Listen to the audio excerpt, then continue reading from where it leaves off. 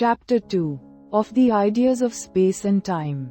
Sect. I. Of the infinite divisibility of our ideas of space and time. Whatever has the air of a paradox, and is contrary to the first and most unprejudiced notions of mankind, is often greedily embraced by philosophers, as showing the superiority of their science, which could discover opinions so remote from vulgar conception. On the other hand, anything proposed to us, which causes surprise and admiration, gives such a satisfaction to the mind, that it indulges itself in those agreeable emotions, and will never be persuaded that its pleasure is entirely without foundation. From these dispositions in philosophers and their disciples arises that mutual complaisance betwixt them, while they former furnish such plenty of strange and unaccountable opinions, and the latter so readily believe them. Of this mutual complaisance I cannot give a more evident instance than in the doctrine of infinite divisibility, with the examination of which I shall begin this subject. Of the ideas of space and time. It is universally allowed that the capacity of the mind is limited, and can never attain a full and adequate conception of infinity. And though it were not allowed, it would be sufficiently evident from the plainest observation and experience. It is also obvious that whatever is capable of being divided in infinitum must consist of an infinite number of parts, and that it is impossible to set any bounds to the number of parts, without setting bounds at the same time to the division.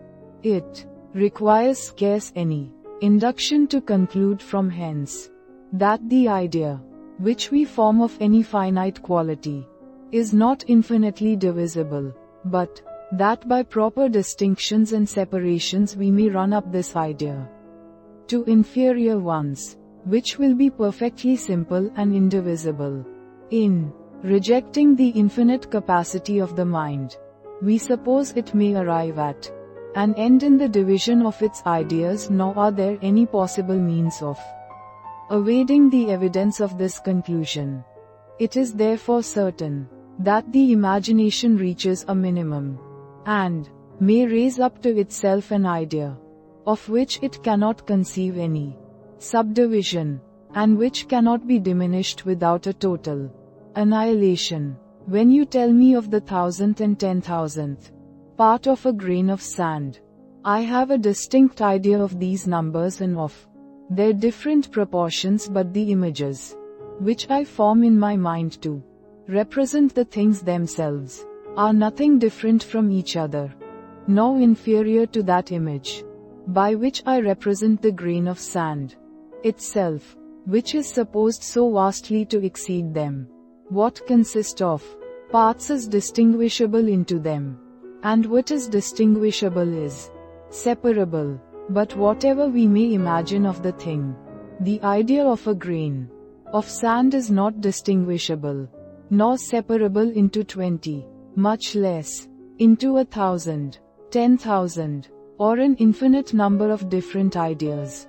It is the same case with the impressions of the senses as with the ideas of the imagination. Put a spot of ink upon paper, fix your eye upon that spot, and retire to such a distance that at last you lose sight of it. It is plain that the moment before it vanished the image or impression was perfectly indivisible.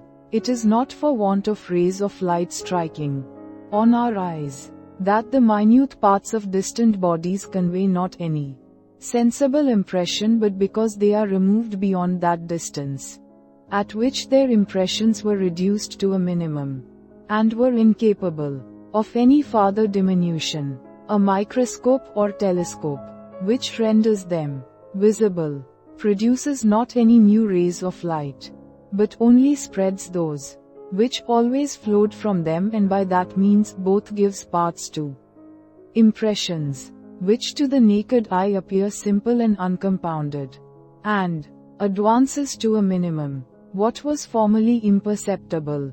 We may hence discover the error of the common opinion that the capacity of the mind is limited on both sides, and that it is impossible for the imagination to form an adequate idea of what goes beyond a certain degree of minuteness as well as of greatness. Nothing can be more minute than some ideas which we form in the fancy and images which appear to the senses, since there are ideas and images perfectly simple and indivisible. The only defect of our senses is that they give us disproportioned images of things, and represent as minute and uncompounded what is really great and composed of a vast number of parts. This mistake we are not sensible of, but taking the impressions of those minute objects, which appear to the senses to be equal or nearly equal to the objects, and finding by reason that there are other objects vastly more minute, we too hastily conclude that these are inferior to any idea of our imagination or impression of our senses. This, however, is certain, that we can form ideas which shall be no greater than the smallest atom of the animal spirits of an insect, 1,000 times less than a mite.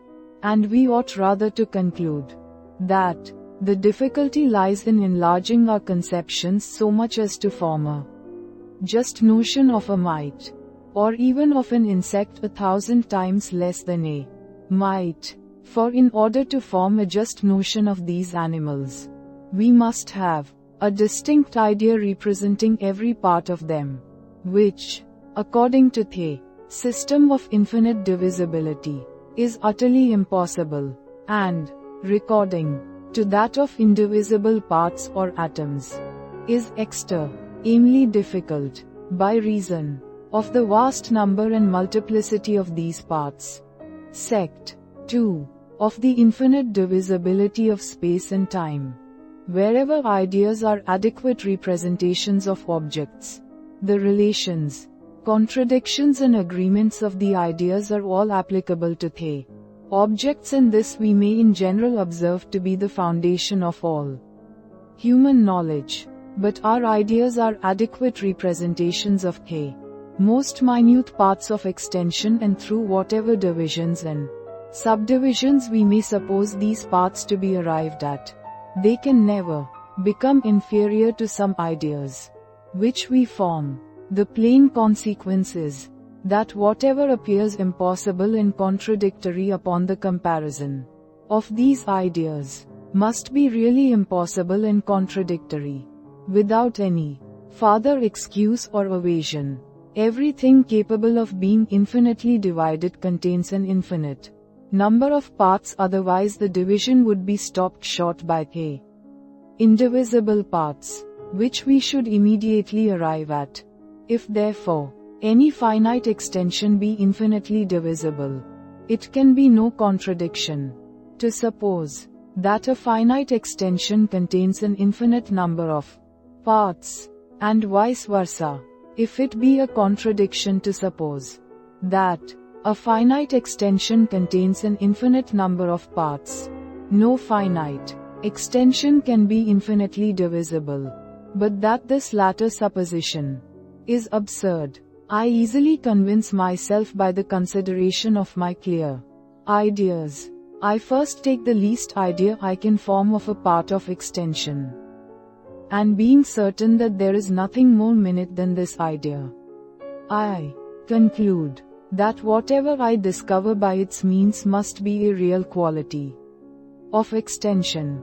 I then repeat this idea once, twice, thrice, and see, and find, the compound idea of extension, arising from its repetition, always, to augment, and become double, triple, quadruple, and see, till at last it swells up to a considerable bulk, greater or smaller, in proportion as I repeat more or less the same idea. When I stop in the addition of parts, the idea of extension ceases to augment, and were I to carry on the addition in infinitum, I clearly perceive that the idea of extension must also become infinite. Upon the whole, I conclude that the idea of all infinite number of parts is individually the same idea with that of an infinite extension that no finite extension is capable of containing an infinite number of parts, and consequently that no finite extension is infinitely divisible. Point 1. It has been objected to me that infinite divisibility supposes only an infinite number of proportional not of aliquot parts, and that an infinite number of proportional parts does not form an infinite extension. But this distinction is entirely frivolous. Whether these parts be called aliquot or proportional, they cannot be inferior to those minute parts we conceive, and therefore cannot form a less extension by their conjunction. I may subjoin another argument proposed by a noted author, to which seems to me very strong and beautiful. It is evident that existence in itself belongs only to unity, and is never applicable to number. But on account of the unites, of which the number is composed, 20 men may be said to exist, but it is only because 1, 2, 3, 4, and c are existent, and if you deny the existence of the latter, that of the former falls of course. It is therefore utterly absurd to suppose any number to exist, and yet deny the existence of unites, and as extension is always a number, according to the common sentiment of metaphysicians, and never resolves itself into any unite or indivisible quantity. It follows that extension can never at all exist. It is in vain to reply that any determinate quantity of extension is an unite, but such a one as admits of an infinite number of fractions, and is inexhaustible in its subdivisions. For by the same rule these 20 men may be considered as a unit. The whole globe of the earth, nay the whole universe, may be considered as a unit.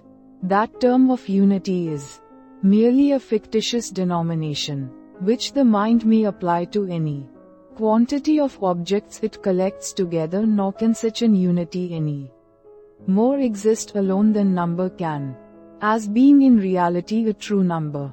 But the unity, which can exist alone, and whose existence is necessary to that of all number, is of another kind, and must be perfectly indivisible, and incapable of being resolved into any lesser unity. 2 Mons. Malezieuu. All this reasoning takes place with regard to time, along with an additional argument, which it may be proper to take notice of. It is a property inseparable from time, and which in a manner constitutes its essence, that each of its parts succeeds another, and that none of them, however contiguous, can ever be coexistent. For the same reason that the year 1737 cannot concur with the present year 1738, every moment must be distinct from, and posterior or antecedent to another. It is certain, then, that time, as it exists, must be composed of indivisible moments. For if in time we could never arrive at an end of division, and if each moment, as it succeeds another, were not perfectly single and indivisible, there would be an infinite number of coexistent moments, or parts of time, which I believe will be allowed to be an arrant contradiction. The infinite divisibility of space implies that of time, as is evident from the nature of motion. If the latter, therefore, be impossible, the former must be equally so. I doubt not but it will readily be allowed by the most obstinate defender of the doctrine of infinite divisibility, that these arguments are difficulties, and that it is impossible to give any answer to them. which will be perfectly clear and satisfactory. But here we may observe that nothing can be more absurd than this custom of calling a difficulty what pretends to be a demonstration, and endeavoring by that means to elude its force and evidence.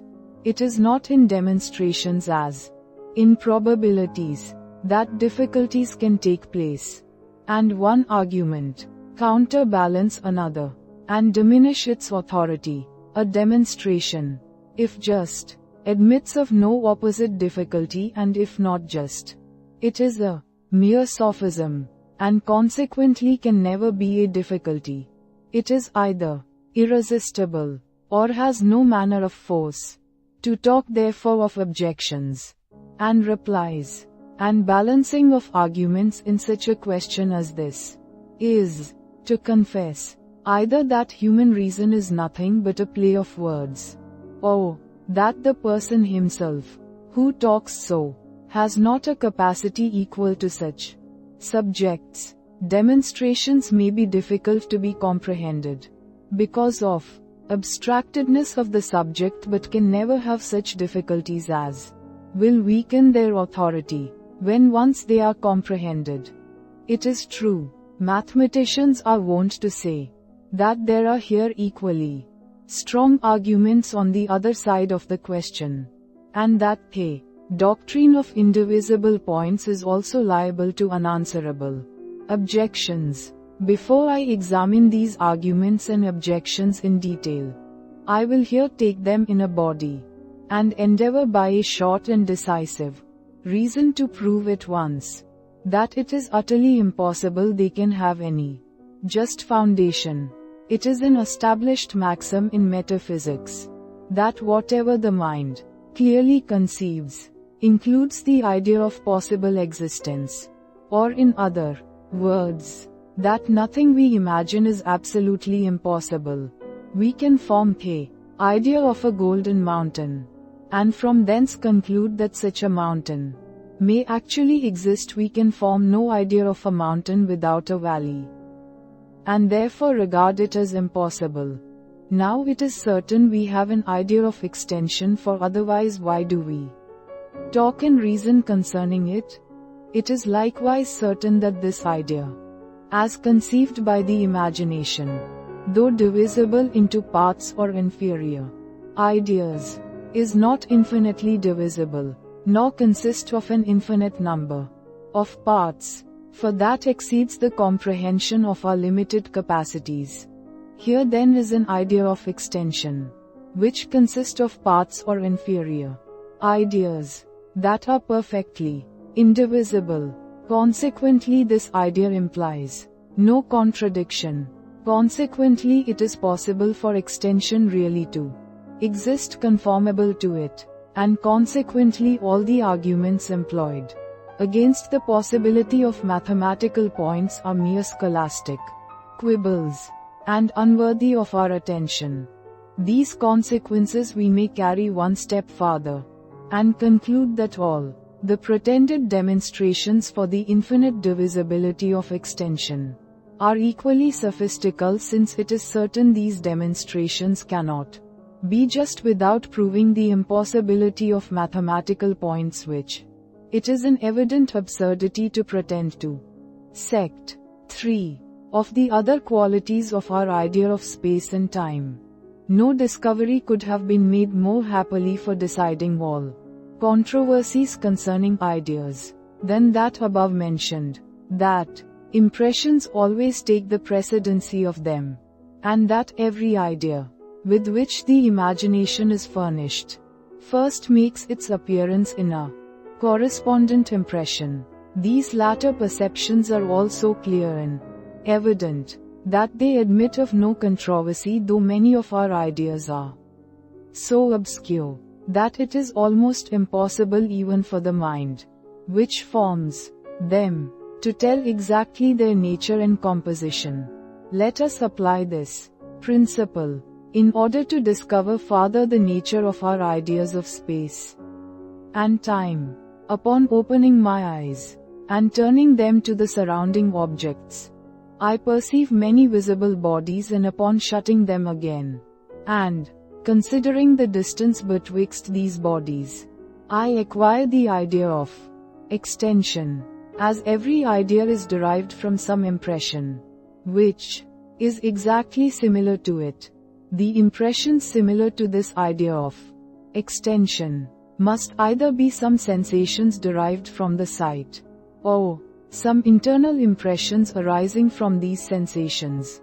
Our internal impressions are our passions, emotions, desires and aversions, none of which, I believe, will ever be asserted to be the model from which the idea of space is derived. There remains therefore nothing but the senses, which can convey to us this original impression. Now what impression do our senses here convey to us? This is the principal question, and decides without appeal concerning the nature of the idea. The table before me is alone sufficient by its view to give me the idea of extension. This idea, then, is borrowed from, and represents some impression, which this moment appears to the senses.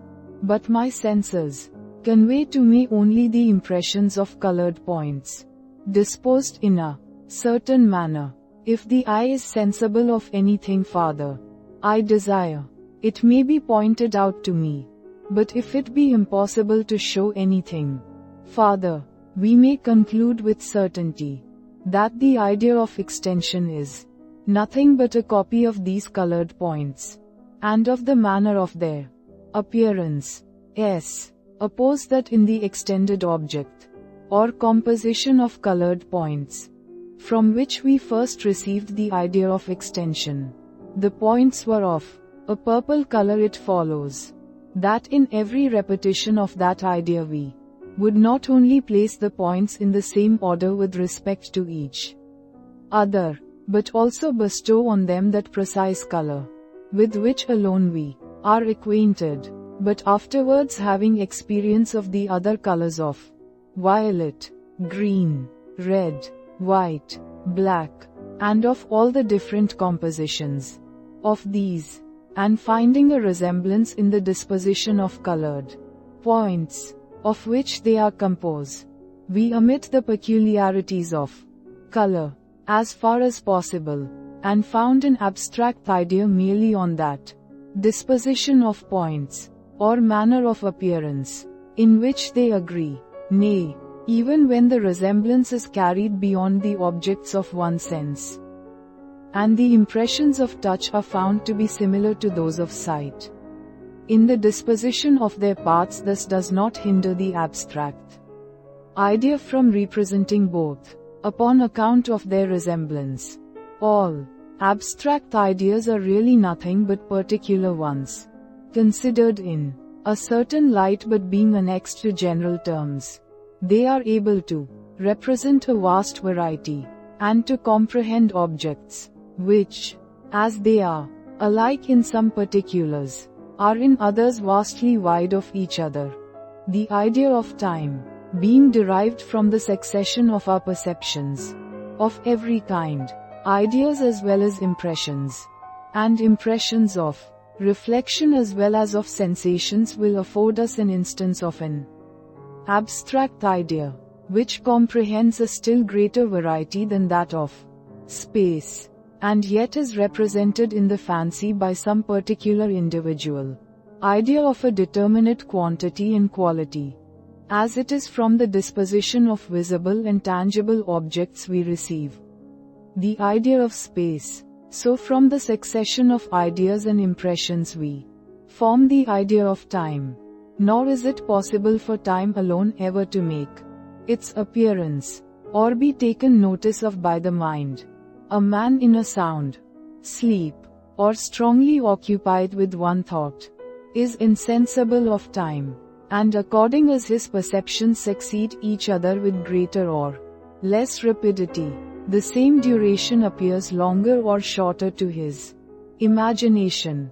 It has been remarked by a great philosopher that our perceptions have certain bounds in this particular, which are fixed by the original nature and constitution of the mind, and beyond which no influence of external objects on the senses is ever able to hasten or retard our thought. If you wheel about a burning coal with rapidity, it will present to the senses an image of a circle of fire, nor will there seem to be any interval of time betwixt its revolutions, merely because it is impossible for our perceptions to succeed each other with the same rapidity. That motion may be communicated to external objects. Wherever we have no successive perceptions, we have no notion of time, even though there be a real succession in the objects. From these phenomena, as well as from many others, we may conclude that time cannot make its appearance to the mind, either alone, or attended with a steady, unchangeable object, but is always discovered some perceivable succession of changeable objects. To confirm this, we may add the following argument, which to me seems perfectly decisive and convincing.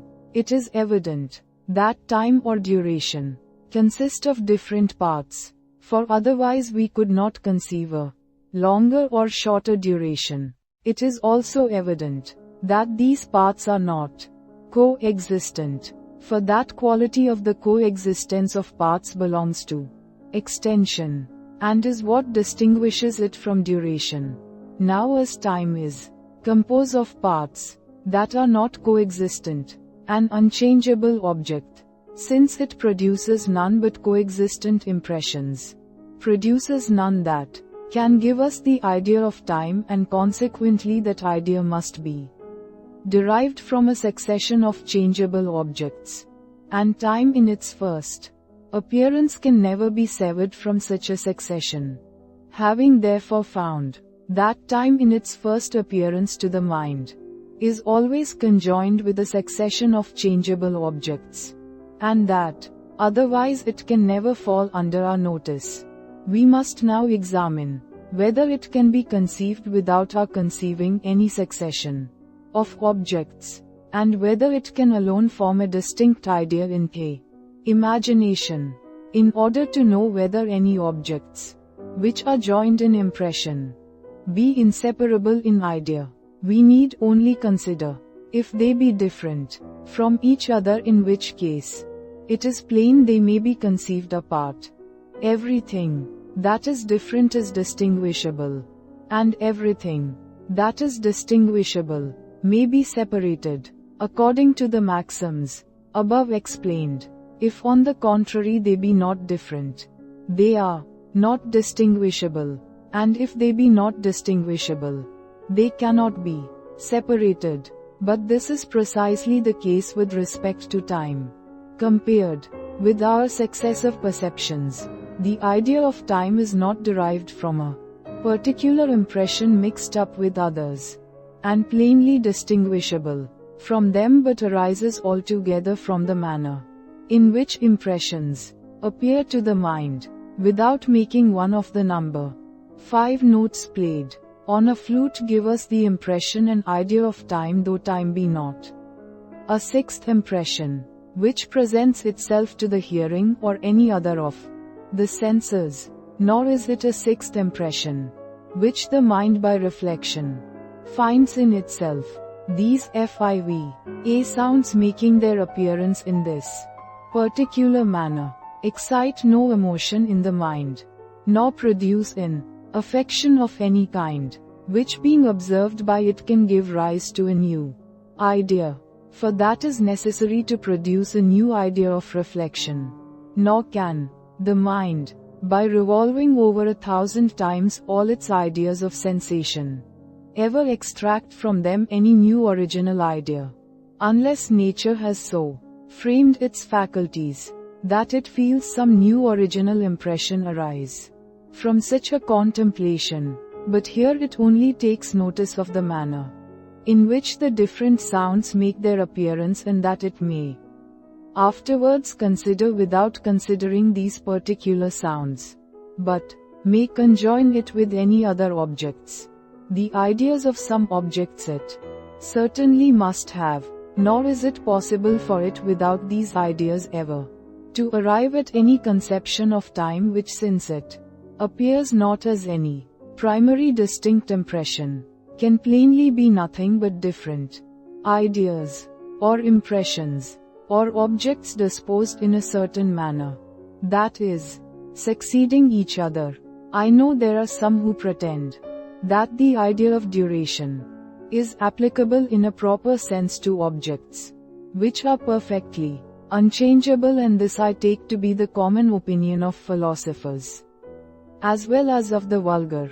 But to be convinced of its falsehood we need but reflect on the foregoing conclusion, that the idea of duration is always derived from a succession of changeable objects, and can never be conveyed to the mind by anything steadfast and unchangeable. For it inevitably follows from thence, that since the idea of duration cannot be derived from such an object, it can never in any propriety or exactness be applied to it, nor can anything unchangeable be ever said to have duration. Ideas always represent the objects or impressions from which they are derived, and can never without a fiction represent or be applied to any other. By what fiction we apply the idea of time, even to what is unchangeable, and suppose, as is common, that duration is a measure of rest as well as of motion. We shall consider afterwards point 3 Sect 5. There is another very decisive argument, which establishes the present doctrine concerning our ideas of space and time, and is founded only on that simple principle, that our ideas of them are compounded of parts, which are indivisible. This argument may be worth the examining. Every idea that is distinguishable, being also separable. Let us take one of those simple indivisible ideas, of which the compound one of extension is formed, and separating it from all others, and considering it apart, let us form a judgment of its nature and qualities. It is plain it is not the idea of extension, for the idea of extension consists of parts, and this idea, according to the supposition, is perfectly simple and indivisible. Is it therefore nothing? That is absolutely impossible. For us the compound idea of extension, which is real, is composed of such ideas. Were these so many non-entities, there would be a real existence composed of non-entities, which is absurd. Here therefore I must ask, what is our idea of a simple and indivisible point? No wonder if my answer appears somewhat new, since the question itself has scarce ever yet been thought of. We are wont to dispute concerning the nature of mathematical points, but seldom concerning the nature of their ideas. The idea of space is conveyed to the mind by two senses, the sight and touch, nor does anything ever appear extended that is not either visible or tangible. That compound impression, which represents extension, consists of several lesser impressions that are indivisible to the eye or feeling, and may be called impressions of atoms or corpuscles endowed with color and solidity. But this is not all. It is not only requisite that these atoms should be colored or tangible. In order to discover themselves to our senses, it is also necessary we should preserve the idea of their color or tangibility in order to comprehend them by our imagination. There is nothing but the idea of their color or tangibility which can render them conceivable by the mind. Upon the removal of the ideas of these sensible qualities, they are utterly annihilated to the thought or imagination. Now such as the parts are, such is the whole.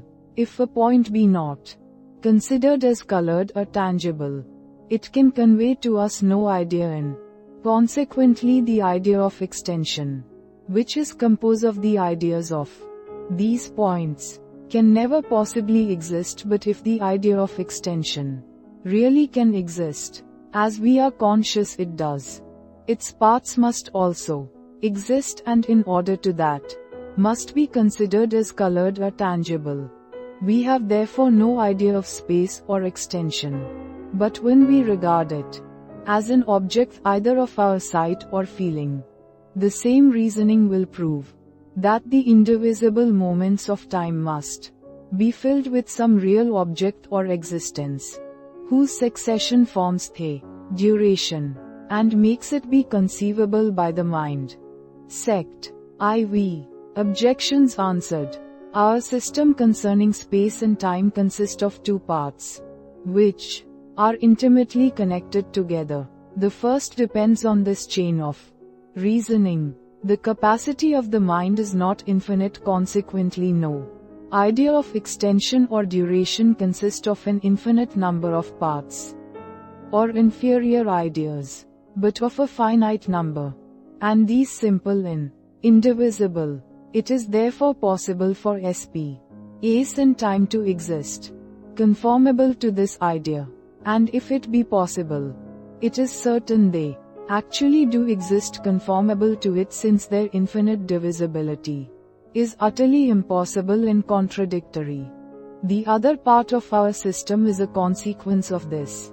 The parts into which the ideas of space and time resolve themselves become at last indivisible, and these indivisible parts, being nothing in themselves, are inconceivable when not filled with something real and existent.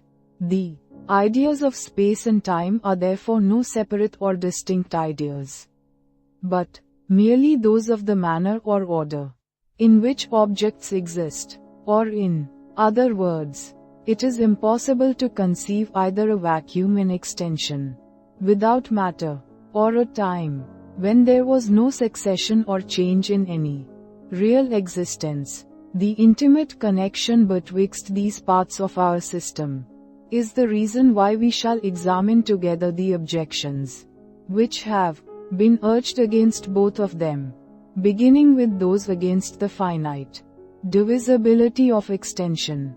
The first of these objections, which I shall take notice of, is more proper to prove this connection and dependence of the one part upon the other, than to destroy either of them. It has often been maintained in the schools that extension must be divisible in infinitum, because the system of mathematical points is absurd, and that system is absurd because a mathematical point is a non-entity, and consequently can never, by its conjunction with others, form a real existence. This would be perfectly decisive were there no medium betwixt the infinite divisibility of matter and the non-entity of mathematical points. But there is evidently a medium, viz., the bestowing a color or solidity on these points, and the absurdity of both the extremes is a demonstration of the truth and reality of this medium. The system of physical points, which is another medium, is too absurd to need a refutation. A real extension, such as a physical point is supposed to be, can never exist without parts different from each other, and wherever objects are different, they are distinguishable and separable by the imagination. 2.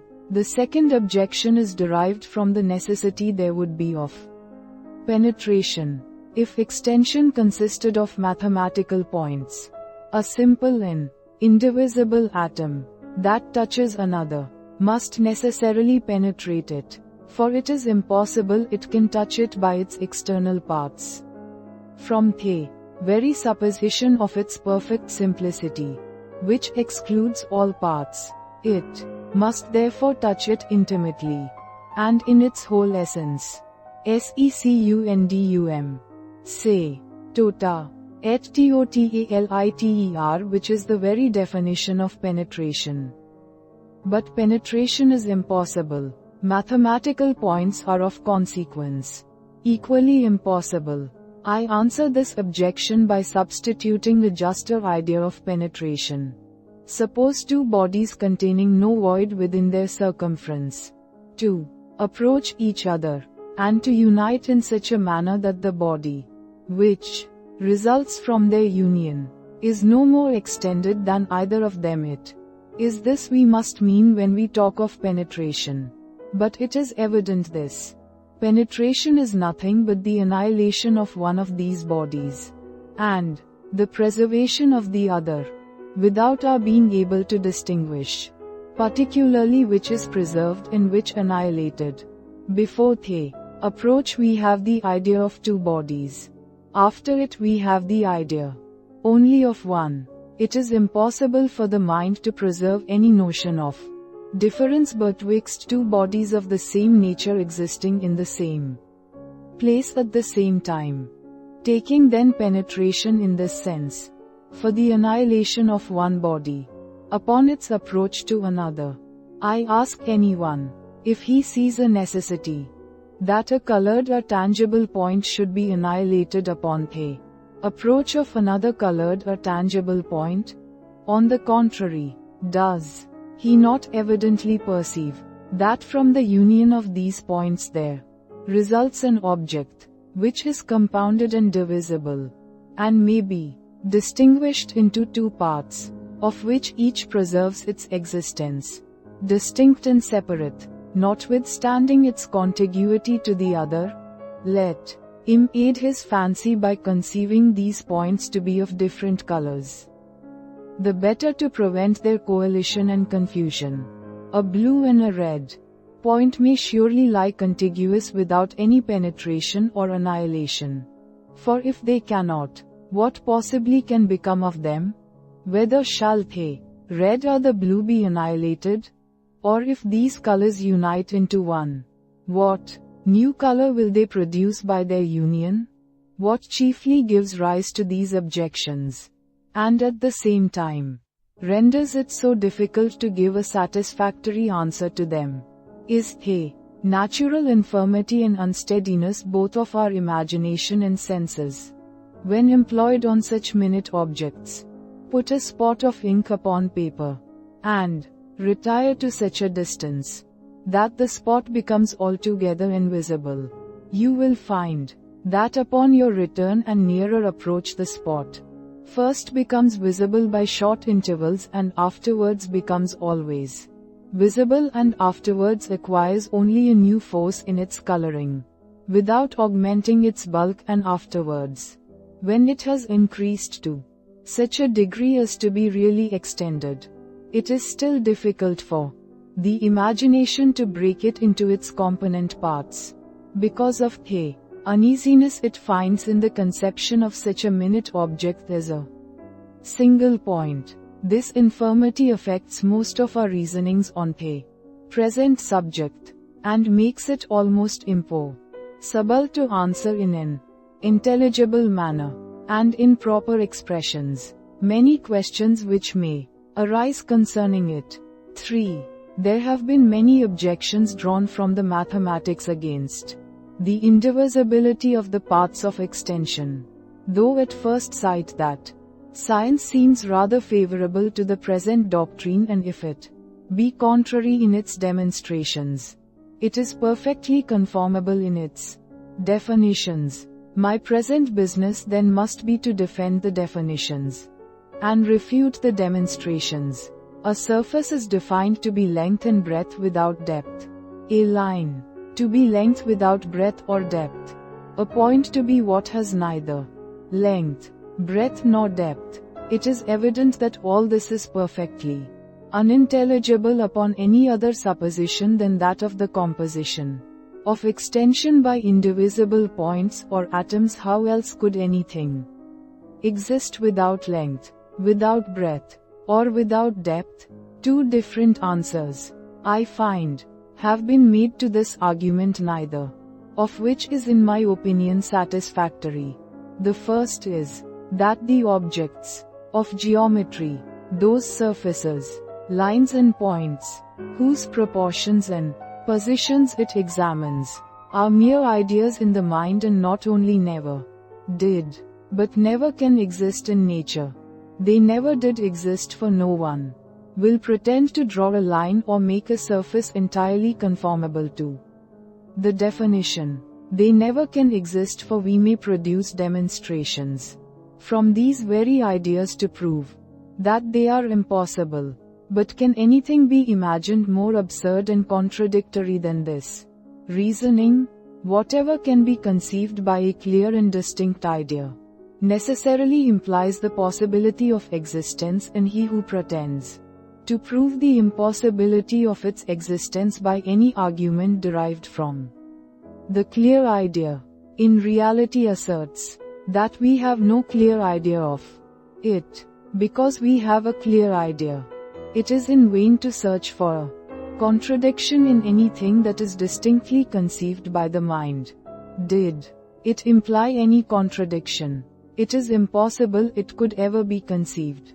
There is therefore no medium betwixt allowing at least the possibility of indivisible points and denying their idea, and it is on this latter principle that the second answer to the foregoing argument is founded.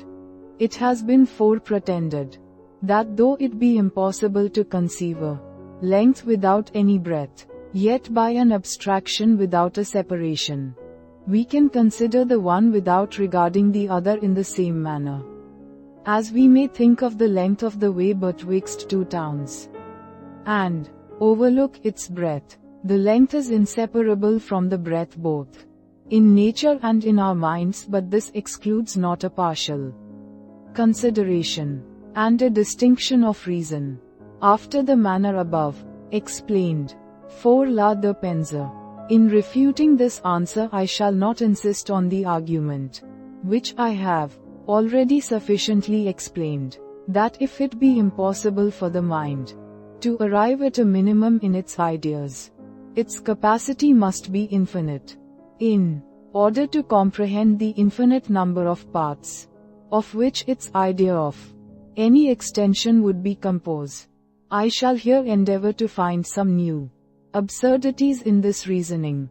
A surface terminates a solid, a line terminates a surface, a point terminates a line, but I assert that if the ideas of a point, line or surface were not indivisible, it is impossible we should ever conceive these terminations. For let these ideas be supposed infinitely divisible, and then let the fancy endeavor to fix itself on the idea of the last surface, line or point. It immediately finds this idea to break into parts, and upon its seizing the last of these parts, it loses its hold by a new division, and so on in infinitum, without any possibility of its arriving at a concluding idea. The number of fractions bring it no nearer the last division than the first idea it formed.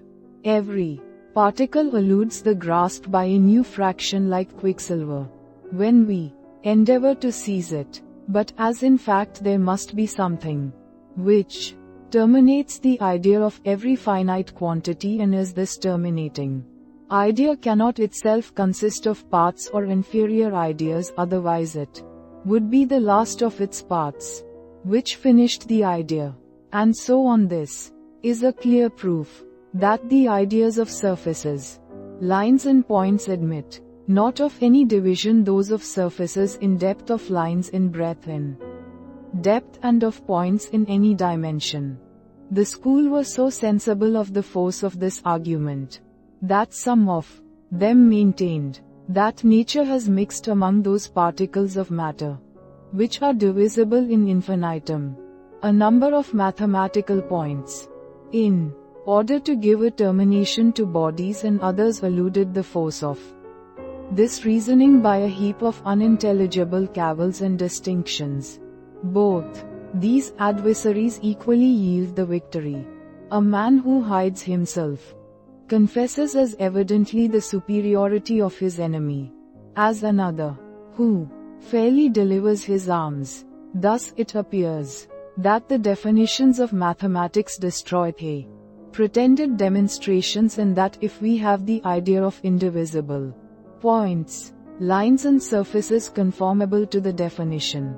Their existence is certainly possible, but if we have no such idea, it is impossible we can ever conceive the termination of any figure without which conception there can be no geometrical demonstration. But I go farther, and maintain that none of these demonstrations can have sufficient weight to establish such a principle as this of infinite divisibility, and that because with regard to such minute objects, they are not properly demonstrations, being built on ideas which are not exact, and maxims which are not precisely true. When geometry decides anything concerning the proportions of quantity, we ought not to look for the utmost precision and exactness. None of its proofs extend so far. It takes the dimensions and proportions of figures justly but roughly, and with some liberty. Its errors are never considerable, nor would it err at all, did it not aspire to such an absolute perfection. I first ask mathematicians what they mean when they say one line or surface is equal to, or greater or less than another. Let any of them give an answer, to whatever sect he belongs, and whether he maintains the composition of extension by indivisible points, or by quantities divisible in infinitum. This question will embarrass both of them. There are few or no mathematicians who defend the hypothesis of indivisible points, and yet these have the readiest and justest answer to the present question. They need only reply that lines or surfaces are equal when the numbers of points in each are equal, and that as the proportion of the numbers varies, the proportion of the lines and surfaces is also varied. But though this answer be just as well as obvious, yet I may affirm that the standard of equality is entirely useless, and that it never is from such a comparison we determine objects to be equal or unequal with respect to each other. For as they points which enter into the composition of any line or surface, whether perceived by the sight or touch, are so minute and so confounded with each other, that it is utterly impossible for the mind to compute their number. Such a computation will never afford us a standard by which we may judge of proportions. No one will ever be able to determine by an exact numeration that an inch has fewer points than a foot, or a foot fewer than an ell, or any greater measure, for which reason we seldom or never consider this as the standard of equality or inequality. As to those who imagine that extension is divisible in infinitum, it is impossible they can make use of this answer, or fix the equality of any line or surface by enumeration of its component parts. For since, according to their hypothesis, the least as well as greatest figures contain an infinite number of parts, and since infinite numbers, properly speaking, can neither be equal nor unequal with respect to each other, the equality or inequality of any portions of space can never depend on any proportion in the number of their parts. It is true, it may be said, that the inequality of an ell in a yard consists in different numbers of the feet of which they are composed, and that of a foot and a yard in the number of the inches. But as that quantity we call an inch in the one is supposed equal to what we call an inch in the other, and as it is impossible for the mind to find this equality by proceeding in infinitum with these references to inferior quantities, it is evident that at last we must fix some standard of equality different from an enumeration of the parts. There are some 5 who pretend that equality is best defined by congruity, and that any two figures are equal when upon the placing of one upon the other, all their parts correspond to and touch each other. In order to judge of this definition, let us consider that since equality is a relation, it is not, strictly speaking, a property in the figures themselves, but arises merely from the comparison which the mind makes betwixt them, if it consist, therefore, in this imaginary application and mutual contact of parts, we must at least have a distinct notion of these parts, and must conceive their contact. Now it is plain that in this conception we would run up these parts to the greatest minuteness which can possibly be conceived, since the contact of large parts would never render the figures equal.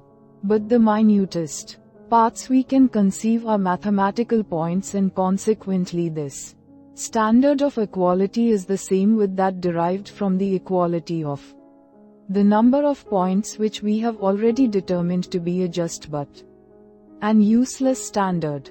We must therefore look to some other quarter for a solution of the present difficulty. 5C Drive, Barrow's Mathematical Lectures. There are many philosophers who refuse to assign any standard of equality, but assert that it is sufficient to present two objects that are equal in order to give us a just notion of this proportion. All definitions, say they, are fruitless without the perception of such objects, and where we perceive such objects, we no longer stand in need of any definition. To this reasoning, I entirely agree and assert that the only useful notion of equality or inequality is derived from the whole united appearance and the comparison of particular objects. It is evident that the eye, or rather the mind, is often able at one view to determine the proportions of bodies and pronounce them equal to, or greater or less than each other, without examining or comparing the number of their minute parts. Such judgments are not only common, but in many cases certain and infallible. When the measure of a yard and that of a foot are presented, the mind can no more question that the first is longer than the second, than it can doubt of those principles which are the most clear and self-evident.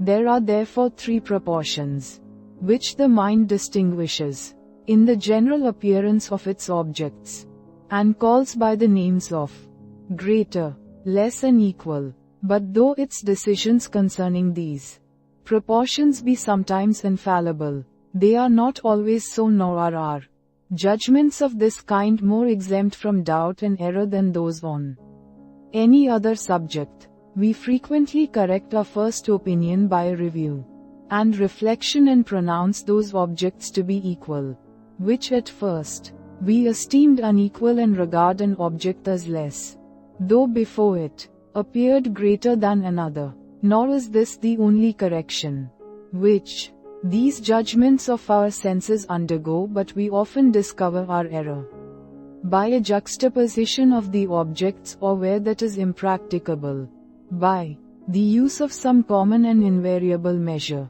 which being successively applied to each, informs us of their different proportions. And even this correction is susceptible of a new correction, and of different degrees of exactness, according to the nature of the instrument by which we measure the bodies, and the care which we employ in the comparison.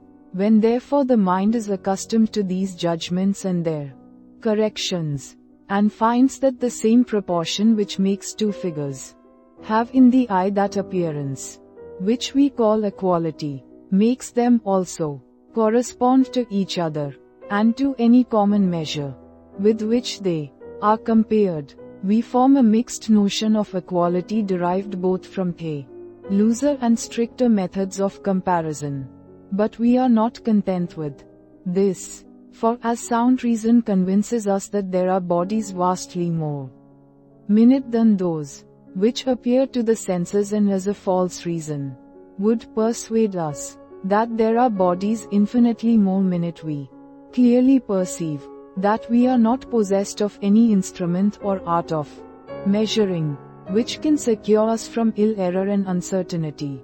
We are sensible that the addition or removal of one of these minute parts is not discernible either in the appearance or measuring, and as we imagine that two figures, which were equal before, cannot be equal after this removal or addition, we therefore suppose some imaginary standard of equality, by which the appearances in measuring are exactly corrected, and the figures reduced entirely to that proportion.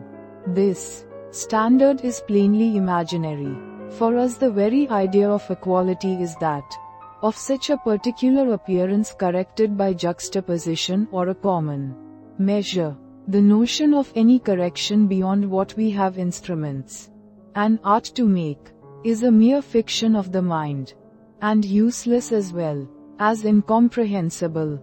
But though this standard be only imaginary, the fiction however is very natural, nor is anything more usual than for the mind to proceed after this manner with any action, even after the reason has ceased, which first determined it to begin. This appears very conspicuously with regard to time, where though it is evident we have no exact method of determining the proportions of parts, not even so exact as in extension, yet the various corrections of our measures, and their different degrees of exactness, have given us an obscure and implicit notion of a perfect and entire equality. The case is the same in many other subjects. A musician, finding his ear becoming every day more delicate, and correcting himself by reflection and attention, proceeds with the same act of the mind, even when the subject fails him, and entertains a notion of a complete tierce or octave, without being able to tell whence he derives his standard. A painter forms the same fiction with regard to colors, a mechanic with regard to motion. To the one, light and shade; to the other, swift and slow, are imagined to be capable of an exact comparison and equality beyond the judgments of the senses. We may apply the same reasoning to curve and right lines. Nothing is more apparent to the senses than the distinction betwixt a curve and a right line, nor are there any ideas we more easily form than the ideas of these objects. But however easily we may form these ideas, it is impossible to produce any definition of them, which will fix the precise boundaries betwixt them. When we draw lines upon paper, or any continued surface, there is a certain order by which the lines run along from one point to another, that they may produce the entire impression of a curve or right line, but this order is perfectly unknown, and nothing is observed but the united appearance. Thus even upon the system of indivisible points, we can only form a distant notion of some unknown standard to these objects. Upon that of infinite divisibility we cannot go even this length, but are reduced merely to the general appearance, as the rule by which we determine lines to be either curve or right ones. But though we can give no perfect definition of these lines, nor produce any very exact method of distinguishing the one from the other, yet this hinders us not from correcting the first appearance by a more accurate consideration, and by a comparison with some rule, of whose rectitude from repeated trials we have a greater assurance. And it is from these corrections, and by carrying on the same action of the mind, even when its reason fails us, that we form the loose idea of a perfect standard to these figures, without being able to explain or comprehend it.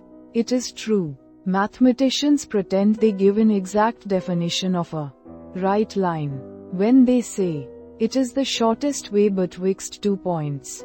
But in the first place I observe that this is more properly the discovery of one of the properties of a right line, than a just deflation of it. For I ask anyone, if upon mention of a right line he thinks not immediately on such a particular appearance, and if it is not by accident only that he considers this property, a right line can be comprehended alone, but this definition is unintelligible without a comparison with other lines, which we conceive to be more extended.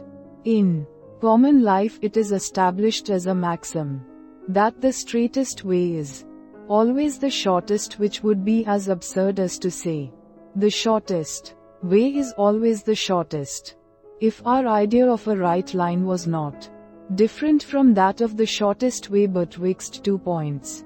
Secondly, I repeat what I have already established, that we have no precise idea of equality and inequality, shorter and longer, more than of a right line or a curve, and consequently that the one can never afford us a perfect standard for the other. An exact idea can never be built on such as are loose and undetermined. The idea of a plane surface is as little susceptible of a precise standard as that of a right line, nor have we any other means of distinguishing such a surface than its general appearance. It is in vain that mathematicians represent a plane surface as produced by a flowing of a right line.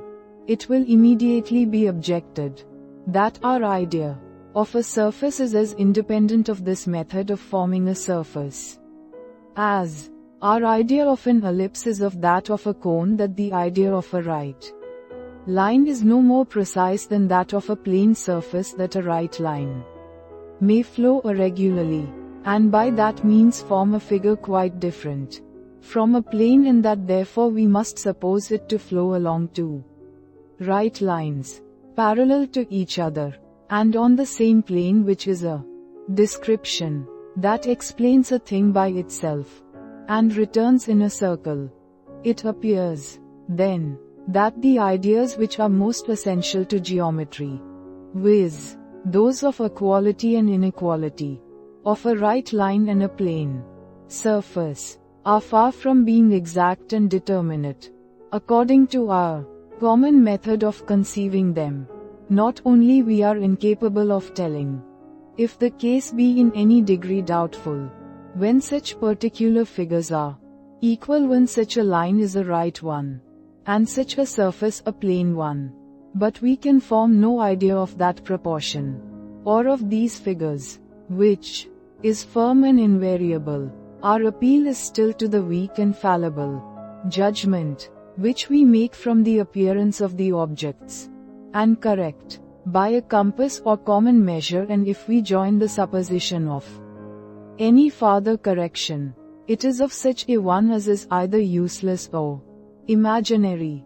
In vain should we have recourse to the common topic, and employ the supposition of a deity, whose omnipotence may enable him to form a perfect geometrical figure, and describe a right line without any curve or inflection, as the ultimate standard of these figures is derived from nothing but the senses and imagination. It is absurd to talk of any perfection beyond what these faculties can judge of, since the true perfection of anything consists in its conformity to its standard. Now, since these ideas are so loose and uncertain, I would fain ask any mathematician what infallible assurance he has, not only of the more intricate and obscure propositions of his science, but of the most vulgar and obvious principles. How can he prove to me, for instance, that two right lines cannot have one common segment, or that it is impossible to draw more than one right line betwixt any 2 points? Should he tell me that these opinions are obviously absurd and repugnant to our clear ideas, I would answer that I do not deny. Where two right lines incline upon each other with a sensible angle, but it is absurd to imagine them to have a common segment. But supposing these two lines to approach at the rate of an inch in 20 leagues, I perceive no absurdity in asserting that upon their contact they become one. For, I beseech you, by what rule or standard do you judge, when you assert that the line, in which I have supposed them to concur, cannot make the same right line with those two, that form so small an angle betwixt them? You must surely have some idea of a right line, to which this line does not agree. Do you therefore mean that it takes not the points in the same order and by the same rule, as is peculiar and essential to a right line? If so, I must inform you, that besides that in judging after this manner you allow, that extension is composed of indivisible points, which, perhaps, is more than you intend.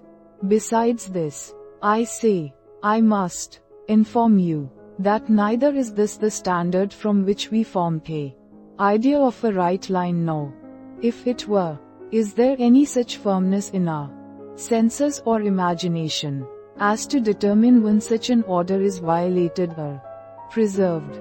The original standard of a right line is in reality nothing but a certain general appearance, and it is evident right lines may be made to concur with each other, and yet correspond to this standard, though corrected by all the means either practicable or imaginable. To whatever side mathematicians turn, this dilemma still meets them. If they judge of equality, or any other purport, by the accurate and exact standard, viz., the enumeration of the minute indivisible parts, they both employ a standard, which is useless in practice, and actually establish the indivisibility of extension, which they endeavor to explode, or if they employ, as is usual, the inaccurate standard, derived from a comparison of objects, upon their general appearance, corrected by measuring and juxtaposition their first principles, though certain and infallible, are too coarse to afford any such subtle inferences as they commonly draw from them. The first principles are founded on the imagination and senses. The conclusion, therefore, can never go beyond, much less contradict these faculties.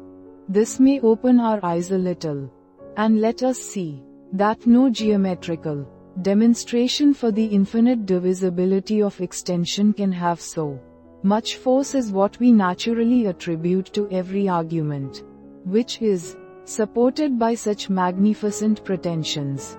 At the same time we may learn the reason why geometry falls of evidence in this single point, while all its other reasonings command our fullest assent and approbation. And indeed it seems more requisite to give the reason of this exception, than to show that we really must make such an exception, and regard all the mathematical arguments for infinite divisibility as utterly sophistical. For it is evident that as no idea of quantity is infinitely divisible, there cannot be imagined a more glaring absurdity than to endeavor to prove that quantity itself admits of such a division, and to prove this by means of ideas which are directly opposite in that particular. And as this absurdity is very glaring in itself, so there is no argument founded on it which is not attended with a new absurdity, and involves not an evident contradiction. I might give as instances those arguments for infinite divisibility which are derived from the point of contact. I know there is no mathematician who will not refuse to be judged by the diagrams he describes upon paper, these being loose drafts, as he will tell us, and serving only to convey with greater facility certain ideas, which are the true foundation of all our reasoning. This I am satisfied with, and am willing to rest the controversy merely upon these ideas.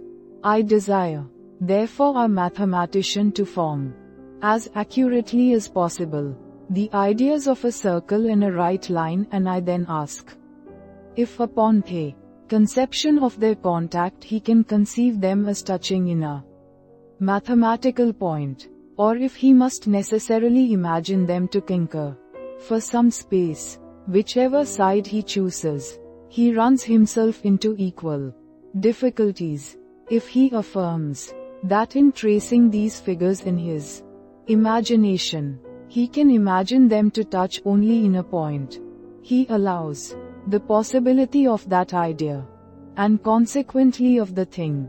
If he says that in his conception of the contact of those lines he must make them concur, he thereby acknowledges the fallacy of geometrical demonstrations when carried beyond a certain degree of minuteness, since it is certain he has such demonstrations against the concurrence of a circle and a right line, that is, in other words, he can prove in idea, viz., that of concurrence, to be incompatible with two other ideas, those of a circle and right line, though at the same time he acknowledges these ideas to be inseparable.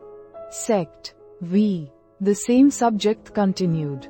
If the second part of my system be true, that the idea of space or extension is nothing but the idea of visible or tangible points distributed in a certain order, it follows that we can form no idea of a vacuum or space where there is nothing visible or tangible. This gives rise to three objections, which I shall examine together, because the answer I shall give to one is a consequence of that which I shall make use of for the others. First, it may be said that men have disputed for many ages concerning a vacuum and a plenum, without being able to bring the affair to a final decision, and philosophers, even at this day, think themselves at liberty to take part on either side, as their fancy leads them. But, whatever foundation there may be for a controversy concerning the things themselves, it may be pretended that the very dispute is decisive concerning the idea, and that it is impossible men could so long reason about a vacuum, and either refute or defend it, without having a notion of what they refuted or defended. Secondly, if this argument should be contested, the reality, or at least the possibility of the idea of a vacuum may be proved by the following reasoning. Every idea is possible, which is a necessary and infallible consequence of such as are possible. Now, though we allow the world to be at present a plenum, we may easily conceive it to be deprived of motion, and this idea will certainly be allowed possible. It must also be allowed possible to conceive the annihilation of any part of matter by the omnipotence of the deity, while the other parts remain at rest, for as every idea that is distinguishable is separable by the imagination, and as every idea that is separable by the imagination may be conceived to be separately existent, it is evident that the existence of one particle of matter no more implies the existence of another than a square figure in one body implies a square figure in every one. This being granted, I now demand what results from the core. His is our natural and most familiar way of thinking, but which we shall learn to correct by a little reflection. We may observe that, when two bodies present themselves, where there was formerly an entire darkness, the only change that is discoverable is in the appearance of these two objects, and that all the rest continues to be as before. A perfect negation of light, and of every colored or visible object. This is not only true of what may be said to be remote from these bodies, but also of the very distance which is interposed betwixt them, that being nothing but darkness, or the negation of light without parts, without composition, invariable and indivisible. Now, since this distance causes No perception different from what a blind man receives from his eyes. Oh, what is conveyed to us in the darkest night? It must partake of same properties, and as blindness and darkness afford us no ideas of extension, it is impossible that the dark and undistinguishable distance betwixt two bodies can ever produce that idea.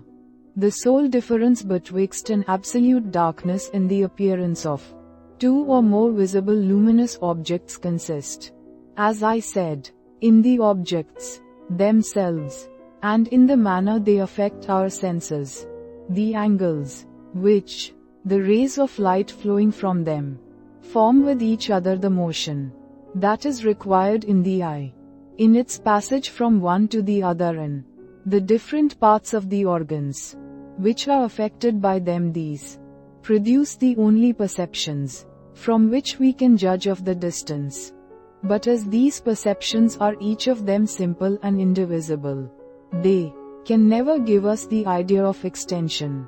We may illustrate this by considering the sense of feeling, and imaginary distance or interval interposed betwixt tangible or solid objects. I suppose two cases, viz., that of a man supported in the air, and moving his limbs to and fro, without meeting anything tangible, and that of a man, who feeling something tangible, leaves it, and after a motion, of which he is sensible, perceives another tangible object. I then ask, wherein consists the difference betwixt these two cases? No one will make any scruple to affirm that it consists merely in perceiving those objects, and that the sensation which arises from motion is in both cases the same, and as that sensation is not capable of conveying to us an idea of extension, when unaccompanied with some other perception, it can no more give us that idea when mixed with the impressions of tangible objects, since that mixture produces no alteration upon it. But though motion and darkness, either alone or attended with tangible and visible objects, convey no idea of a vacuum or extension without matter, yet they are the causes why we falsely imagine we can form such an idea. For there is a close relation betwixt that motion and darkness, and a real extension, or composition of visible and tangible objects. First, we may observe that two visible objects appearing in the midst of utter darkness affect the senses in the same manner, and form same angle by the rays which flow from them, and meet in the eye, as if the distance betwixt them were fined with visible objects that give us a true idea of extension. The sensation of motion is likewise the same, when there is nothing tangible interposed betwixt two bodies, as when we feel a compounded body, whose different parts are placed beyond each other. Secondly, we find by experience that two bodies, which are so placed as to affect the senses in the same manner with two others, that have a certain extent of visible objects interposed betwixt them, are capable of receiving the same extent, without any sensible impulse or penetration, and without any change on that angle, under which they appear to the senses. In like manner, where there is one object, which we cannot feel after another without an interval, and the perceiving of that sensation we call motion in our hand or organ of sensation.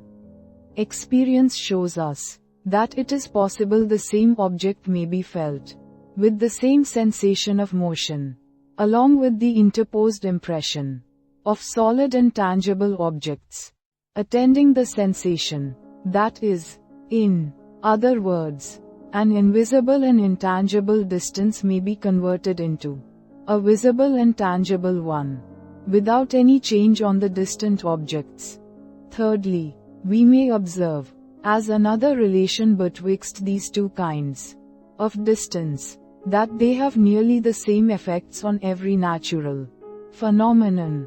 For as all qualities, such as heat, cold, light, attraction, and see, diminish in proportion to the distance, there is but little difference observed, whether this distance be marked out by compounded and sensible objects, or be known only by the manner in which the distant objects affect the senses. Here then are three relations betwixt that distance, which conveys the idea of extension, and that other, which is not filled with any colored or solid object. The distant objects affect the senses in the same manner, whether separated by the one distance or the other. The second species of distance is found capable of receiving the first, and they both equally diminish the force of every quality. These relations betwixt the two kinds of distance will afford us an easy reason why the one has so often been taken for the other, and why we imagine we have an idea of extension without the idea of any object, either of the sight or feeling. For we may establish it as a general maxim in this science of human nature, that wherever there is a close relation betwixt two ideas, the mind is very apt to mistake them, and, in all its discourses and reasonings, to use the one for the other. This phenomenon occurs on so many occasions, and is of such consequence, that I cannot forbear stopping a moment to examine its causes. I shall only premise that we must distinguish exactly betwixt the phenomenon itself and the causes, which I shall assign for it, and must not imagine from any uncertainty in the latter, that the former is also uncertain. The phenomenon may be real, though my explication be chimerical. The falsehood of the one is no consequence of that of the other, though at the same time we may observe that it is very natural for us to draw such a consequence, which is an evident instance of that very principle which I endeavor to explain. When I received the relations of resemblance, contiguity and causation as principles of union among ideas, without examining into their causes, it was more in prosecution of my first maxim, that we must in the end rest contented with experience, than for want of something specious and plausible, which I might have displayed on that subject. It would have been easy to have made an imaginary dissection of the brain, and have shown why upon our conception of any idea, the animal spirits run into all the contiguous traces, and ruse up the other ideas that are related to it. But though I have neglected any advantage which I might have drawn from this topic in explaining the relations of ideas, I am afraid I must here have recourse to it, in order to account for the mistakes that arise from these relations. I shall therefore observe that as the mind is endowed with the power of exciting any idea it pleases, whenever it dispatches the spirits into that region of the brain in which the idea is placed, these spirits always excite the idea when they run precisely into the proper traces, and rummage that cell which belongs to the idea. But as their motion is seldom direct, and naturally turns a little to the one side or the other, for this reason the animal spirits, falling into the contiguous traces, present other related ideas in lieu of that which the mind desired at first to survey. This change we are not always sensible of, but continuing still the same train of thought, make use of the related idea which is presented to us, and employ it in our reasoning, as if it were the same with what we demanded. This is the cause of many mistakes and sophisms in philosophy, as will naturally be imagined, and as it would be easy to show, if there was occasion. Of the three relations above mentioned, that of resemblance is the most fertile source of error, and indeed there are few mistakes in reasoning which do not borrow largely from that origin. Resembling ideas are not only related together, but the actions of the mind, which we employ in considering them, are so little different that we are not able to distinguish them. This last circumstance is of great consequence, and we may in general observe that wherever the actions of the mind in forming any two ideas are the same or resembling, we are very apt to confound these ideas and take the one for the other. Of this we shall see many instances in the progress of this treatise.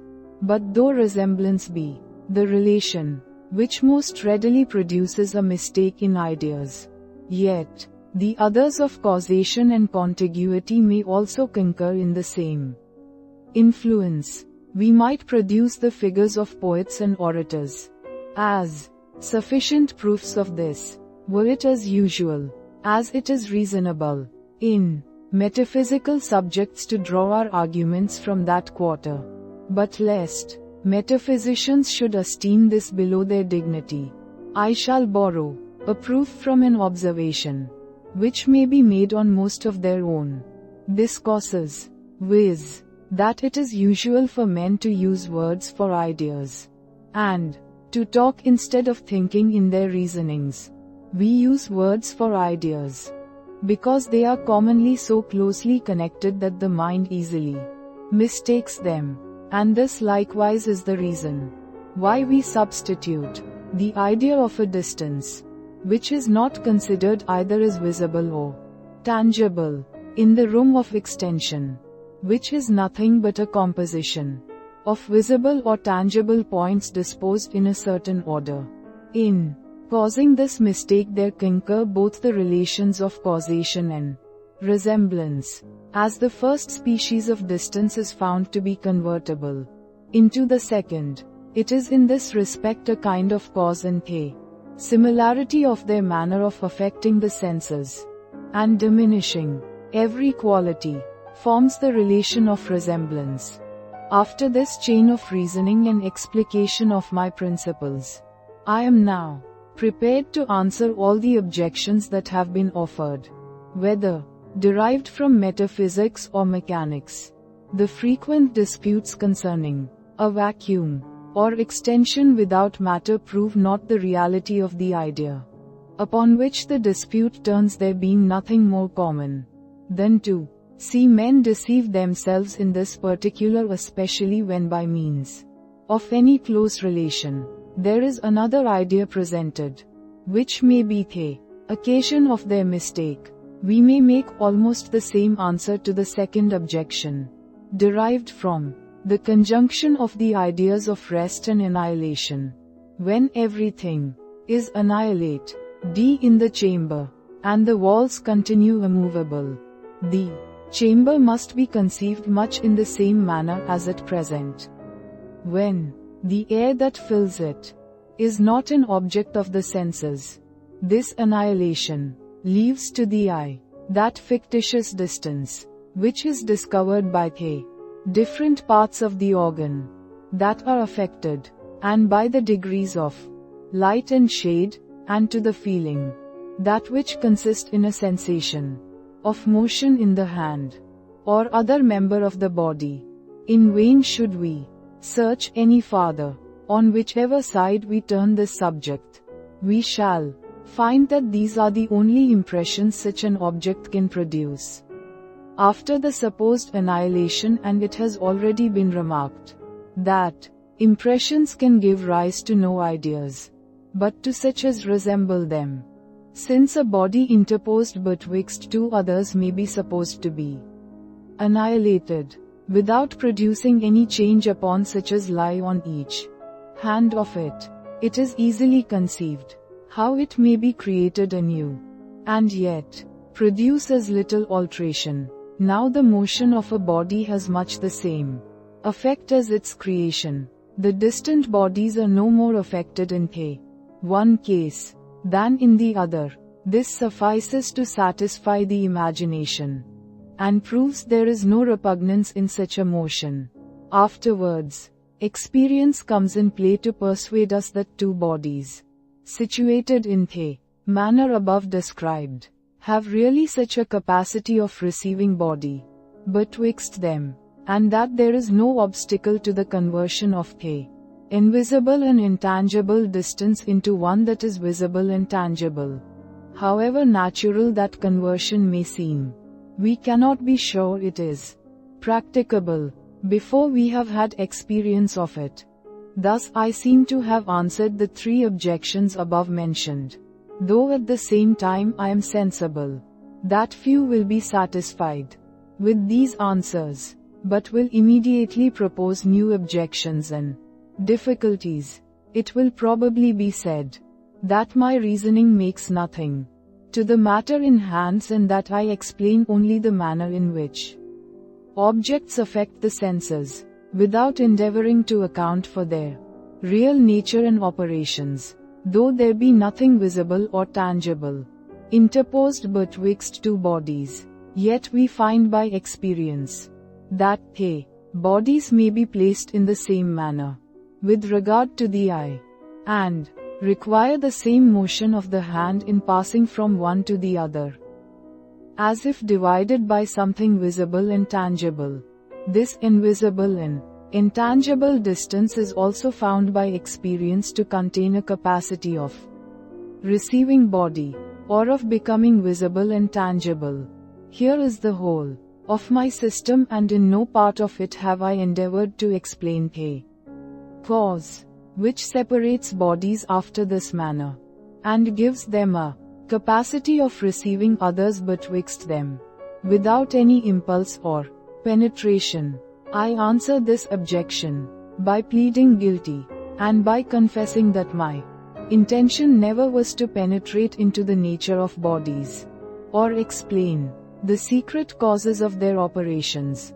For besides that this belongs not to my present purpose, I am afraid that such an enterprise is beyond the reach of human understanding, and that we can never pretend to know body otherwise than by those external properties which discover themselves to the senses. As to those who attempt anything farther, I cannot approve of their ambition, till I see, in some one instance at least, that they have met with success. But at present I content myself with knowing perfectly the manner in which objects affect my senses, and their connections with each other, as far as experience informs me of them. This suffices for the conduct of life, and this also suffices for my philosophy, which pretends only to explain the nature and causes of our perceptions, or impressions and ideas. 6. As long as we confine our speculations to the appearances of objects to our senses, without entering into disquisitions concerning their real nature and operations, we are safe from all difficulties, and can never be embarrassed by any question. Thus, if it be asked, if the invisible and intangible distance interposed betwixt two objects be something or nothing, it is easy to answer that it is something, viz., a property of the objects which affect the senses after such a particular manner. If it be asked whether two objects, having such a distance betwixt them, touch or not, it may be answered that this depends upon the definition of the word touch. If objects be said to touch when there is nothing sensible interposed betwixt them, these objects touch. It objects be said to touch when their images strike contiguous parts of the eye, and when the hand feels both objects successively, without any interposed motion. These objects do not touch. The appearances of objects to our senses are all consistent, and no difficulties can ever arise but from the obscurity of the terms we make use of. If we carry our inquiry beyond the appearances of objects to the senses, I am afraid that most of our conclusions will be full of skepticism and uncertainty. Thus, if it be asked, whether or not the invisible and intangible distance be always full of body, or of something that by an improvement of our organs might become visible or tangible, I must acknowledge that I find no very decisive arguments on either side, though I am inclined to the contrary. Op. In as being more suitable to vulgar and popular notions. If the Newtonian philosophy be rightly understood, it will be found to mean no more. A vacuum is asserted, that is, bodies are said to be placed after such a manner, is to receive bodies betwixt them, without impulsion or penetration. The real nature of this position of bodies is unknown. We are only acquainted with its effects on the senses, and its power of receiving body. Nothing is more suitable to that philosophy than a modest skepticism to a certain degree, and a fair confession of ignorance in subjects that exceed all human capacity. I shall conclude this subject of extension with a paradox, which will easily be explained from the foregoing reasoning. This paradox is that if you are pleased to give to the invisible and intangible distance, or in other words, to the capacity of becoming a visible and tangible distance, the name of a vacuum, extension and matter are the same, and yet there is a vacuum. If you will not give it that name, motion is possible in a plenum, without any impulse in infinitum, without returning in a circle, and without penetration. But however we may express ourselves, we must always confess that we have no idea of any real extension without filling it with sensible objects, and conceiving its parts as visible or tangible. As to the doctrine that time is nothing but the manner in which some real objects exist, we may observe that it is liable to the same objections as the similar doctrine with regard to extension. If it be a sufficient proof that we have the idea of a vacuum, because we dispute and reason concerning it, we must for the same reason have the idea of time without any changeable existence, since there is no subject of dispute more frequent and common. But that we really have no such idea is certain. For whence should it be derived? Does it arise from an impression of sensation or of reflection? Point it out distinctly to us, that we may know its nature and qualities. But if you cannot point out any such impression, you may be certain you are mistaken when you imagine you have any such idea. But though it be impossible to show the impression from which the idea of time without a changeable existence is derived, yet we can easily point out those appearances which make us fancy we have that idea. For we may observe that there is a continual succession of perceptions in our mind, so that the idea of time being forever present with us when we consider a steadfast object at 5 o'clock, and regard the same at 6, we are apt to apply to it that idea in the same manner as if every moment were distinguished by a different position, or an alteration of the object, the first and second appearances of the object, being compared with the succession of our perceptions, seem equally removed, as if the object had really changed.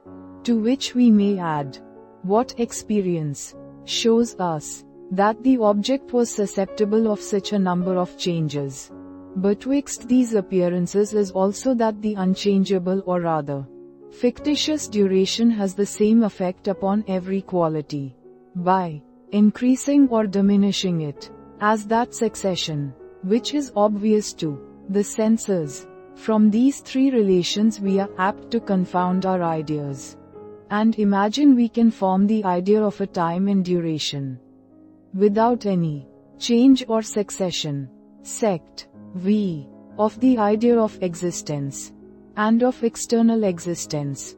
It may not be amiss, before we leave this subject, to explain the ideas of existence and of external existence which have their difficulties, as well as the ideas of space and time.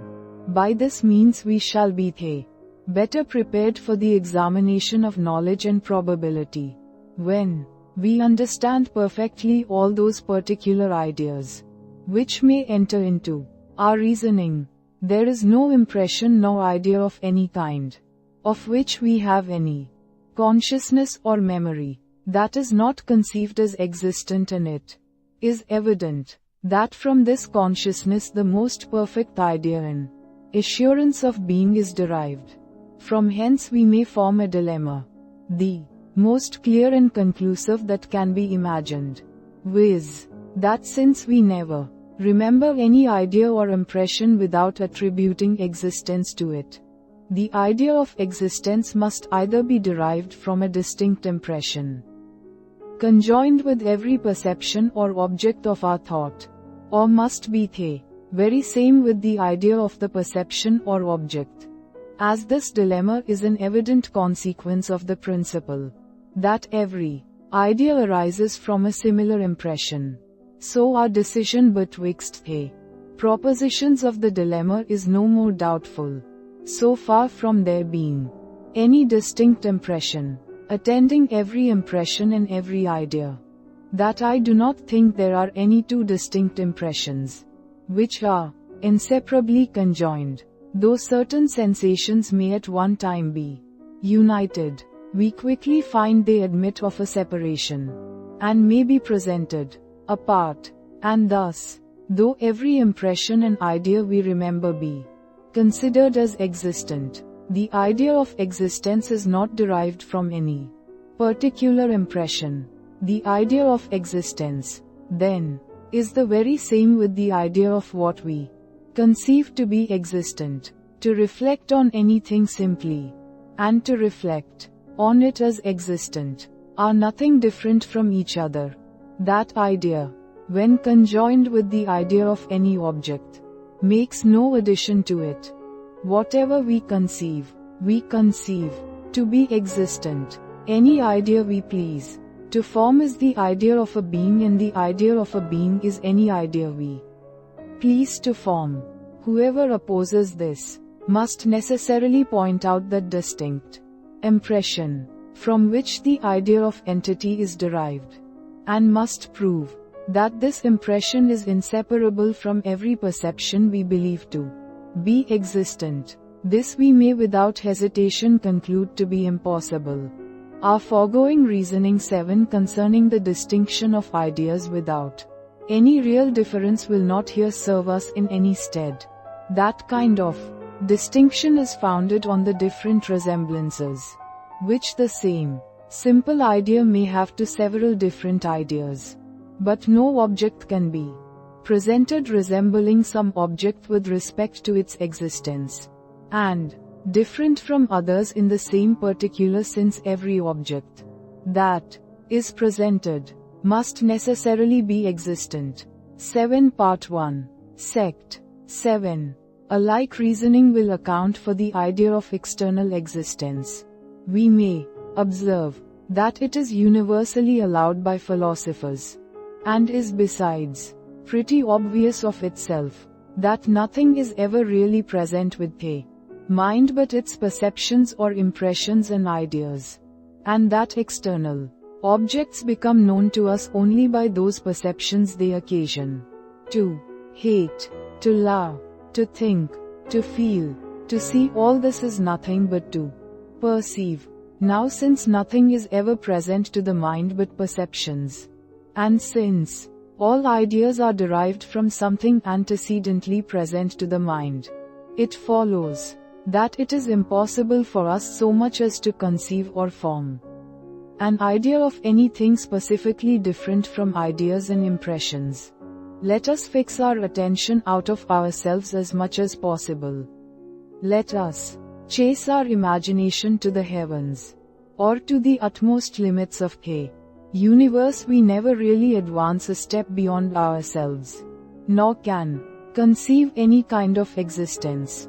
But those perceptions, which have appeared in that narrow compass, this is the universe of imagination. Nor have we any idea but what is there produced. The farthest we can go towards a conception of external objects, when supposed specifically different from our perceptions, is to form a relative idea of them, without pretending to comprehend the related objects. Generally speaking, we do not suppose them specifically different but only attribute to them different relations, connections, and durations. But of this more fully hereafter. Point 8. Part 4. Sect 2.